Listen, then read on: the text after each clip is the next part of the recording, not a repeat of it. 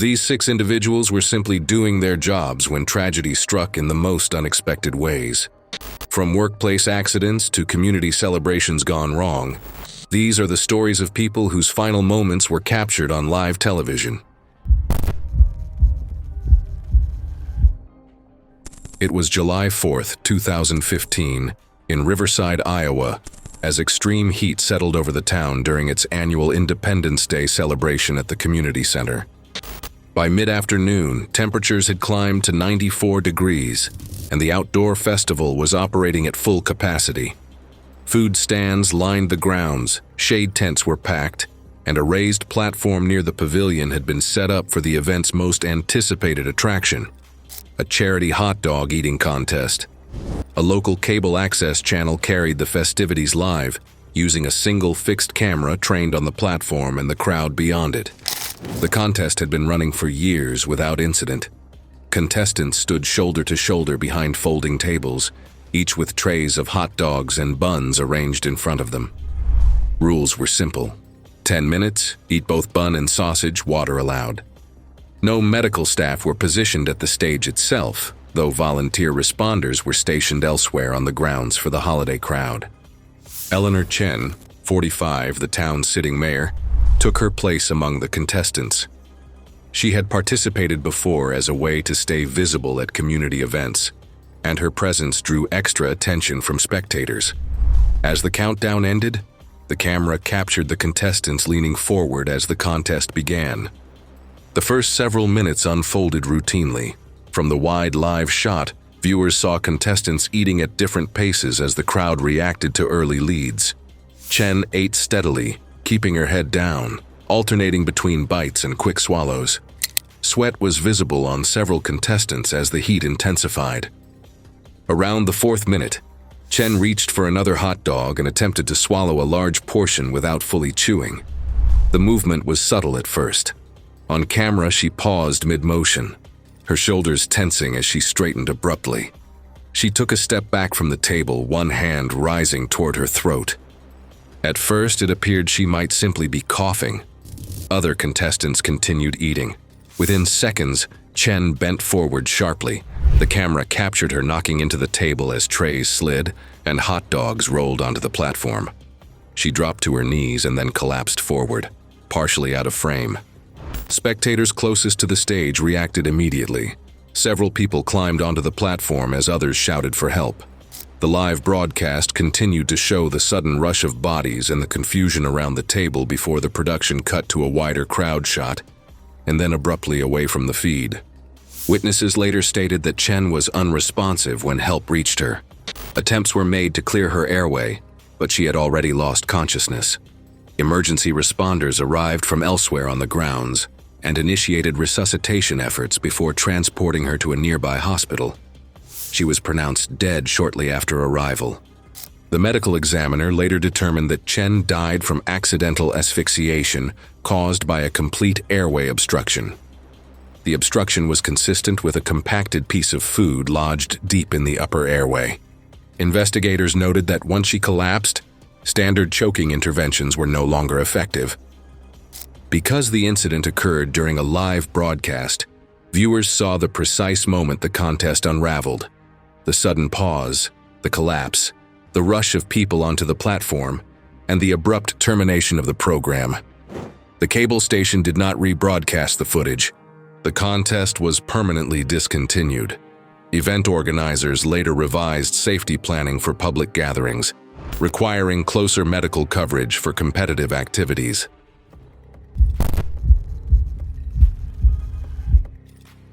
It was June 18, 2018 in Westfield, Massachusetts, as warm afternoon weather settled over the high school campus ahead of an outdoor graduation ceremony scheduled to begin shortly. Families arrived early, filling the main parking lot and nearby access roads. Folding chairs and blankets were carried toward a roped-off grassy area beside the lot where the stage had been set. Graduates gathered nearby in caps and gowns, forming loose lines as staff finalized seating arrangements. A local cable channel had already begun airing wide shots of the scene, following the flow of arrivals and preparations across the campus. The school's parking lot was built for daily use, not large public events. Temporary barriers and cones had been placed to guide vehicles away from pedestrian areas, but congestion built quickly as drivers searched for spaces. Several cars ended up partially blocking a painted fire lane that ran along the edge of the ceremony area. Rebecca Martinez, 48, the school's principal, had been moving between the parking lot and the stage, coordinating last-minute details with staff.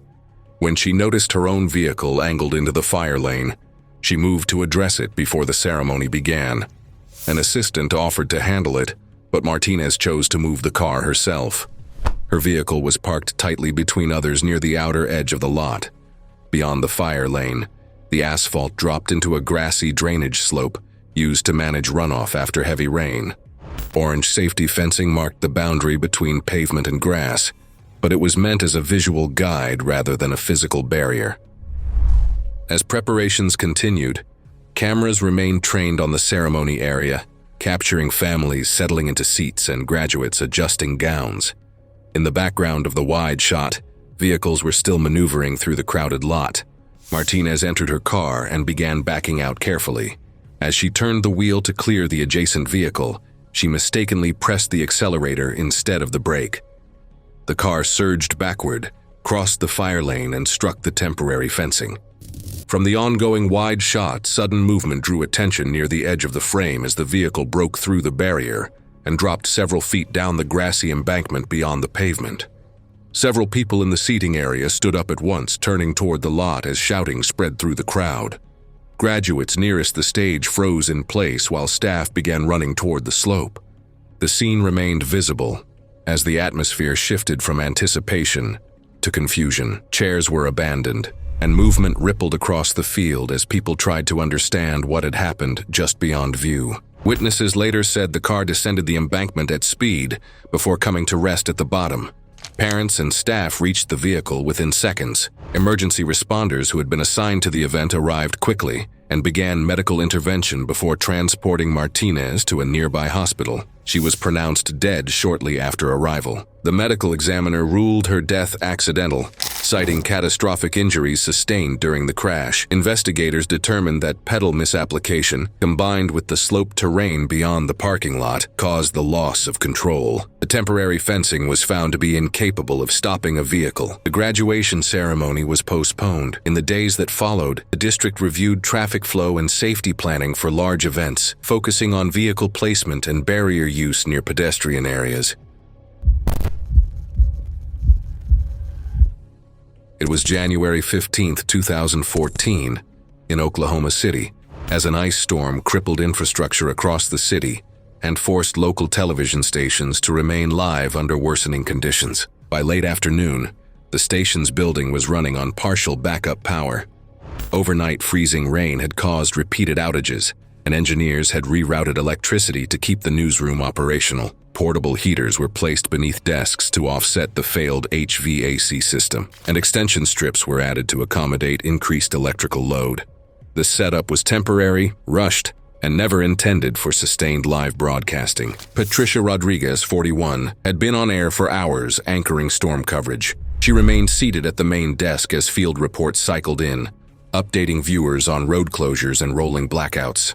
The desk housed metal framing beneath its laminate surface, with wiring for lighting, audio interfaces, and monitors bundled together underneath. Earlier in the day, a small number of staff reported faint tingling sensations when touching metal surfaces, but with only a skeleton engineering crew available and storm coverage ongoing, the reports were attributed to static buildup and not escalated. As temperatures hovered around 8 degrees, moisture entered the building from a leaking internal pipe stressed by the cold, seeping into electrical pathways beneath the studio floor.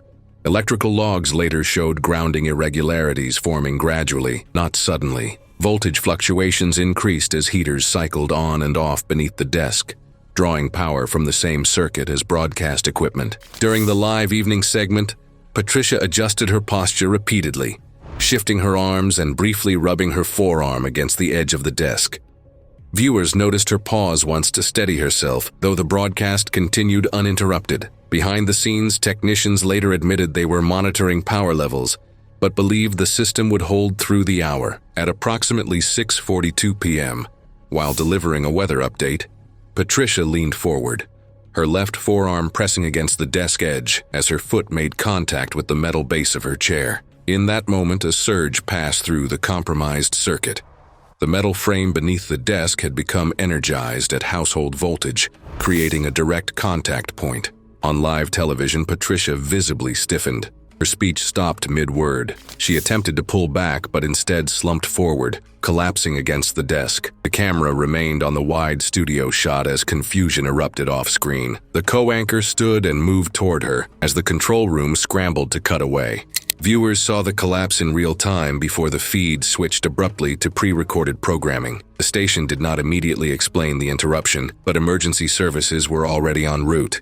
Paramedics arrived within 6 minutes and found Patricia unresponsive. Cardiac arrest had already occurred. She was transported to a nearby hospital, where resuscitation efforts failed. The medical examiner later ruled her death accidental, caused by cardiac arrhythmia triggered by electrical shock. Investigators documented contact burns on her forearm and confirmed the desk's metal frame had been energized due to grounding failure, combined with overload from auxiliary heating equipment.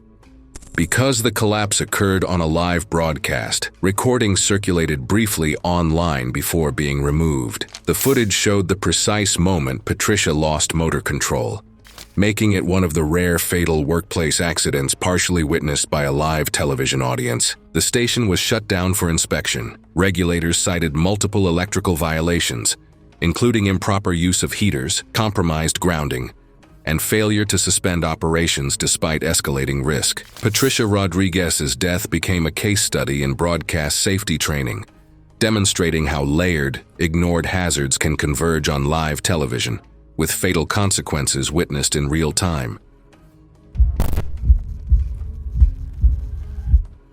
It was March 8, 2016 in Portland, Oregon, as a packed high school gym hosted a state semifinal basketball game broadcast live on a regional cable sports channel. The gymnasium had reached standing room capacity, with spectators lining railings along the upper concourse. The game had drawn unusual attention after the team's unexpected playoff run, prompting a live broadcast using fixed elevated cameras mounted above the court and along the upper seating area.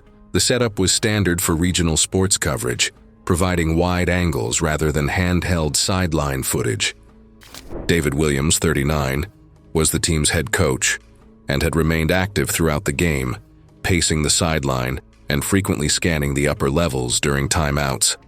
The gym featured a narrow mezzanine walkway behind the upper bleachers, originally designed for lighting access and banner maintenance. Though not intended for routine foot traffic during events, it had become an informal observation point over the years. Months earlier, a routine facilities report had flagged the mezzanine's guardrail anchors as loose due to vibration damage and age-related metal fatigue. Temporary brackets were installed, and permanent repairs were deferred until after basketball season to avoid closing the gym during playoffs. The area was not barricaded that evening. Late in the fourth quarter, the team trailed by 2 points.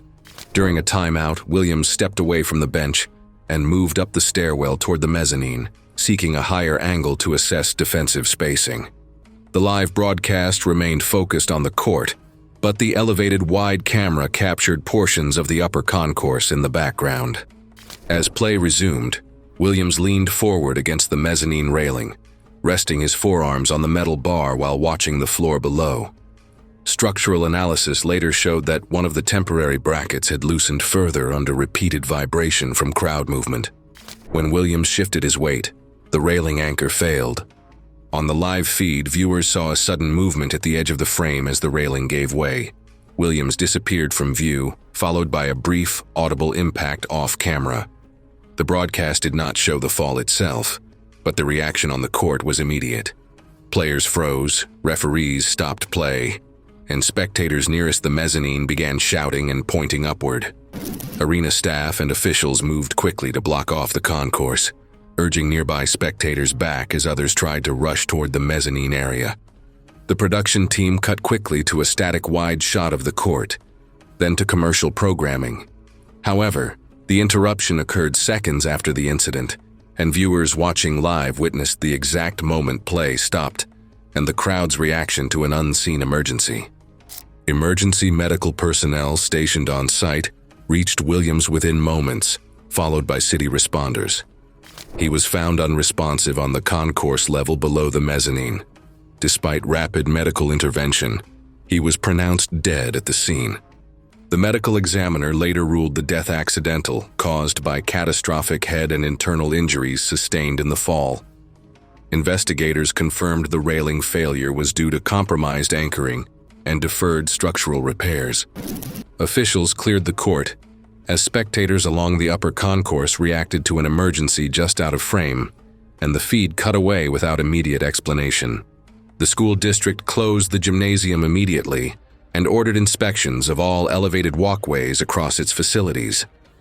Regulators cited deferred maintenance and improper use of temporary structural supports.